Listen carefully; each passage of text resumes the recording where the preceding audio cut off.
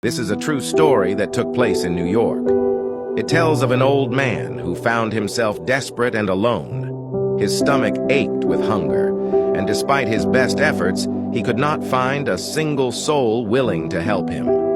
He asked for food, knocking on doors and begging of strangers, but each door closed in his face. With no other choice, the old man did something he had never done before. He stole a loaf of bread, but he was caught. The people of the city, who had turned him away when he was starving, were quick to bring him to justice. He was dragged to court, where he stood trembling before the judge, his eyes filled with tears. "I almost died of hunger," the old man said, his voice cracking. "I asked for help from many people, but they all refused. It was the first time I have ever stolen in my life. I didn't know what else to do." The courtroom fell silent as the judge looked at the old man. He could see the desperation in his eyes and the sorrow etched into his face. The judge's heart was moved by the old man's story, and he knew he couldn't treat this case like any other. Instead of condemning the man harshly, the judge did something unexpected. He sentenced the old man to pay a fine of $10, a sum that was significant to someone with nothing.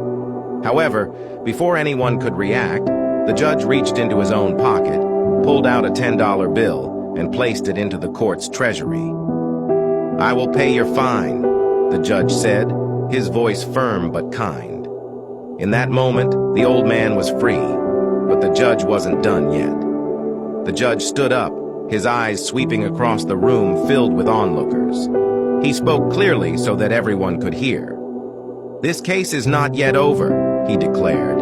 "I sentence each person present in this courtroom to pay a fine of $10 for living in a city where a man has to steal to avoid dying of hunger." There was a murmur among the crowd, but no one dared to protest. The judge removed his hat and handed it to an official.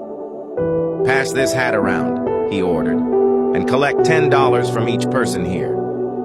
The official walked through the courtroom, collecting money from the 48 people present. Some gave willingly, others reluctantly, but in the end, the hat was filled with $480.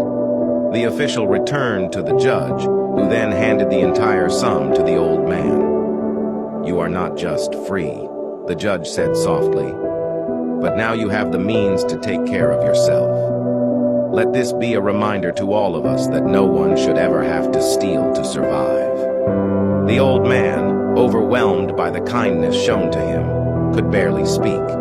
He left the courtroom with tears in his eyes, but this time they were tears of gratitude. If you find value in this story, please like, share, write a comment below, and follow for more meaningful tales.